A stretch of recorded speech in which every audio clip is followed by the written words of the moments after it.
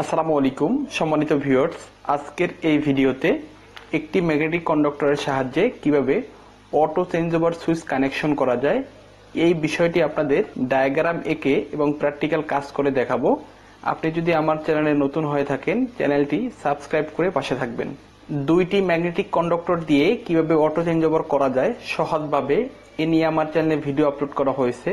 এছাড়া টাইমারের সাহায্যে এই অটো চেঞ্জ ওভার সুইচ কিভাবে কানেকশন করা হয় এ নিয়েও ভিডিও আপলোড করা হয়েছে। আমি ডিসক্রিপশন বক্সে লিংক দিয়ে দেবো, চাইলে ভিডিওগুলো দেখে নিতে পারেন। সম্মানিত ভিউয়ার্স, এই অটো চেঞ্জ ওভার সুইচকে এটিএস সিস্টেমও বলা হয়। ATS automatic transfer switch. এই এটিএস সিস্টেমটা মূলত আমাদের বাসাবাড়িতে পিডিবি লাইন, আইপিএস এবং শপিং মল বা দোকানপাটগুলোতে জেনারেটর এবং পিডিবি লাইন, এছাড়া পিডিবি এবং পল্লী বিদ্যুতের লাইন, মোট কথা দুটি লাইনকে একটি কন্ট্রোলিং সিস্টেম করে লোডকে চালানো। আর এই এটিএস বা অটো চেঞ্জ ওভার সুইচের একটা বিশেষত্ব হলো সোর্স দুইটি থাকলে লোড কিন্তু যে কোনো একটি সোর্সের মাধ্যমে চলবে। দুইটি সোর্স এই ম্যাগনেটিক কন্ডাক্টরের ইনকামিং সাইডে অবস্থান করলেও লোডে বিদ্যুৎ সরবরাহ দেবে যে কোনো একটি সোর্স থেকে। এই দুইটা সোর্সকে একত্রিত করেই এই auto change over switch connection করা হয়। আমরা সচরাচর দেখে থাকি দুইটা ম্যাগনেটিক কন্ডাক্টরের সাহায্যে এই অটো চেঞ্জ ওভারের কাজ করা হয়। আজকের এই ভিডিওতে এই একটা ম্যাগনেটিক কন্ডাক্টরের সাহায্যে আমরা অটো চেঞ্জ ওভারের কাজ করব। দুইটা সোর্সের জন্য আমি দুইটা 2 পিন প্লাগ নিয়েছি। আমি দুইটা একসাথে দিয়েও দেখাবো এবং আলাদা আলাদাভাবে আপনাদের কাজ করে দেখাবো। সম্মানিত ভিউয়ার্স, সর্বপ্রথমে আমি প্র্যাকটিক্যাল কাজ করে দেখাবো।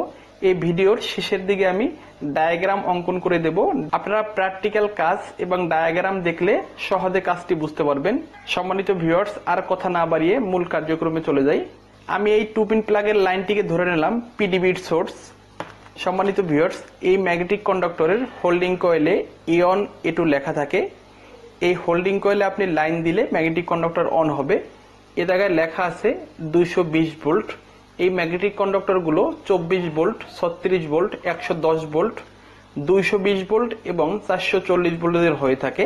আর এই ম্যাগনেটিক কন্ডাক্টরের এই মেইন যে টার্মিনালগুলো আছে এগুলো সবসময় এনও কন্ডিশনে থাকে। যখন হোল্ডিং কয়েলে লাইন দেওয়া হয় তখন এইগুলো হয়ে যায় এনসি।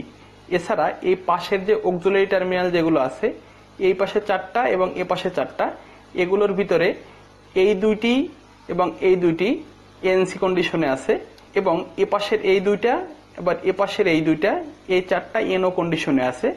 আশা করি ক্লিয়ার হয়েছেন। আমি কানেকশন করতেছি। পিডিবির এই ফেজ থেকে হোল্ডিং কয়েলে বিদ্যুৎ সরবরাহ করার জন্য ছোট একটি কেবল নিয়ে নিলাম। যখন আপনারা এই কাজটা স্থায়ীভাবে কোথাও করবেন অবশ্যই আপনারা কেবল লাগ ব্যবহার করবেন।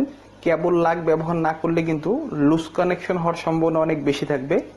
এই কেবল লাগ 3 টাইপের হয়ে থাকে, ও লাগ, আই লাগ ও ইউ লাগ। তাহলে আমি হোল্ডিং কয়েলের এক প্রান্তে লাইন সরবরাহ করলাম। হোল্ডিং কয়েলের অপর টার্মিনালে আমি নিউট্রাল দিয়ে দেব। যেহেতু এ জায়গায় শুধু ফেজ আর নিউট্রাল, আমি একটা টার্মিনাল গ্যাপ রেখে নিউট্রালটা কানেকশন করতেছি।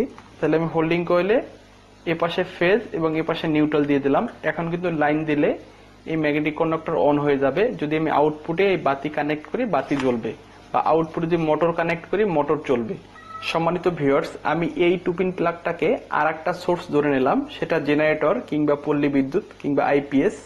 এই সোর্সটার জন্য এই ম্যাগনেটিক কন্ডাক্টরের অক্সিলারি টার্মিনালের এনসি ব্যবহার করব। সর্বপ্রথম এই সোর্সের ফেজ আমি এই ম্যাগনেটিক কন্ডাক্টরের এনসি টার্মিনালে কানেকশন করলাম। একটা বিষয় খেয়াল করবেন, যখন ম্যাগনেটিক কন্ডাক্টর অন হবে এই এনসি টার্মিনাল হয়ে যাবে এনও এবং নিচের এনও টার্মিনাল হয়ে যাবে এনসি। যখন ম্যাগনেটিক কন্ডাক্টর অফ হবে এই হোল্ডিং কয়েলে লাইন আসবে না, এই সোর্সটা বন্ধ হবে, তখন এই টার্মিনালগুলো এনসি থাকবে। আমি এই সোর্স থেকে বিদ্যুৎ সরবরাহ করলে অটোমেটিক আমার লোডগুলো সবসময় চলতে থাকবে। যখন এই সোর্সটা চলে আসবে তখন হোল্ডিং কয়েলের লাইন চলে গেলে ম্যাগনেটিক কন্ডাক্টর অন হয়ে যাবে, এই টার্মিনালগুলো এনও হয়ে যাবে। তখন এই সোর্স কিন্তু চালু থাকলেও এই ইনপুট পর্যন্ত লাইন আসবে, আউটপুটের লাইন যাবে না। এই নিউট্রালকে আমি এই এনসিতে ব্যবহার করছি। এখন আমি এপাশ থেকে আউটপুটের লাইন নিয়ে যাব। তাহলে আমি এই ফেজের এই এনসি থেকে আমি আউটপুট বের করে নিলাম। এখন যদি আমি এই বাতি কানেক্ট করে দেই, মোটর কানেক্ট করে দেই, বা সুইচ বোর্ডের ফেজ কানেক্ট করে দেই, সেক্ষেত্রে কিন্তু চলবে এই সোর্সে আমি লাইন দিয়ে দিলে। এখানে যেহেতু দুইটা সোর্সের মাধ্যমে চলবে, ইনকামিং সাইডে দুইটা সোর্স ইনপুট হলো, আউটগোয়িং সাইডে দুইটা সোর্স কমন করে আমি লোডের সাথে সংযোগ করব। সম্মানিত ভিউয়ার্স, এই একটা ম্যাগনেটিক কন্ডাক্টর দিয়ে কাজ করলে আমার কাছে দুইটা ম্যাগনেটিক কন্ডাক্টর থেকে সেভ মনে হয় এবং আর্থিকও সাশ্রয় হয়। দুইটা ম্যাগনেটিক কন্ডাক্টরের দাম একটু বেশি পড়ে যায়, একটার দাম একটু কম। 220 ভোল্টেজের ক্ষেত্রে বা আমাদের বাসা বাড়ি বা ছোট ছোট দোকানপাটগুলোর ক্ষেত্রে একটা ম্যাগনেটিক কন্ডাক্টর দিয়ে কাজ চালানো যায়। তবে ইন্ডাস্ট্রিয়াল সেক্টরে বা যেসব স্থানে আপনার 3 ফেজের লাইন আছে, ওই স্থানগুলোতে এই অটো চেঞ্জ ওভারে অবশ্যই দুইটি ম্যাগনেটিক কন্ডাক্টর ব্যবহার করতে হবে। তাহলে আমি এই আউটগোয়িং সাইডে আমি এই সোর্স থেকে যে আমার যে লাইনটা আসলো এটি প্লাস আপনার এই পিডিবির যে সোর্স থেকে লাইনটি আসলো, এ পাশে দুইটা একসাথে কমন করে একটা করে নিয়ে আমি লোডে সরবরাহ করলাম। সম্মানিত ভিউয়ার্স, একটা ম্যাগনেটিক কন্ডাক্টরের সাহায্যে অটো চেঞ্জ ওভার সুইচ কানেকশনের কাজ কমপ্লিট। এখন আপনাদের চেক করে দেখাবো।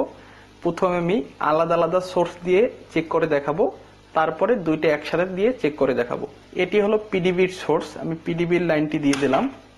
তাহলে পিডিবির মাধ্যমে সব সময় লোডটি চলতে থাকবে। যখনই পিডিবি চলে যাবে, এই ধরে নিলাম লোডশেডিং হয়ে গেল, পিডিবি চলে গেল।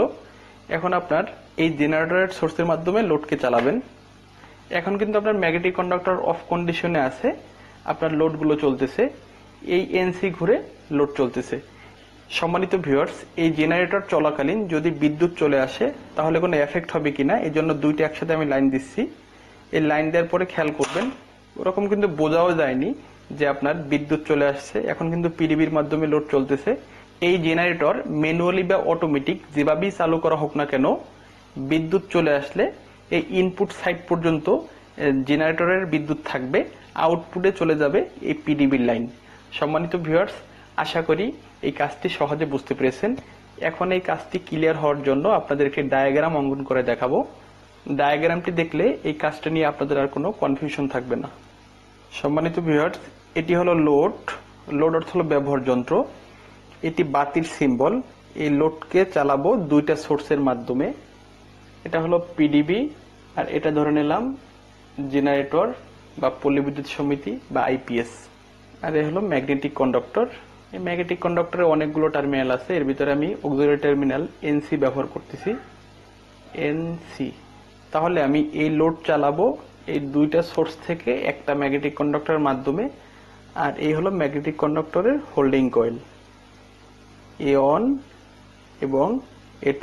তাহলে এই পিডিবি থেকে ফেজ এসে এই ম্যাগনেটিক কন্ডাক্টরে কানেক্ট হলো আর নিউট্রাল এসে এ পাশে কানেক্ট হলো। এই পাশে A1 এ ফেজ কানেক্ট করলাম আর A2 তে নিউট্রাল কানেক্ট করলাম। এই লোডে ফেজ নিউট্রাল সরবরাহ হলেই লোডটি চলবে। আর আপনার এই জেনারেটর থেকে যে ফেজ এবং নিউট্রাল থাকবে, সম্মানিত ভিউয়ার্স, এ পাশে লাইন আনার আগে এই ইনপুট সাইডগুলোতে অবশ্যই আপনারা সার্কিট ব্রেকার ব্যবহার করবেন। এটা কিন্তু ক্রসিং এর সিম্বল। তাইলে আপনার ফেজটা এনে এই এনসি ঘুরিয়ে এ জায়গাতে শর্ট করে দিলাম। আর আপনার এই নিউট্রাল এ পাশ থেকে এনে এই এনসি ঘুরিয়ে এ পাশে কানেক্ট করে দিলাম। সম্মানিত ভিউয়ার্স, আশা করি ডায়াগ্রামটি বুঝতে পেরেছেন। ভিডিওটি কেমন লাগলো কমেন্টে অবশ্যই জানাবেন। আজ এ পর্যন্তই। পরবর্তীতে আবার নতুন কোনো টপিকস নিয়ে হাজির হব। সে পর্যন্ত সবাই ভালো থাকুন, সুস্থ থাকুন।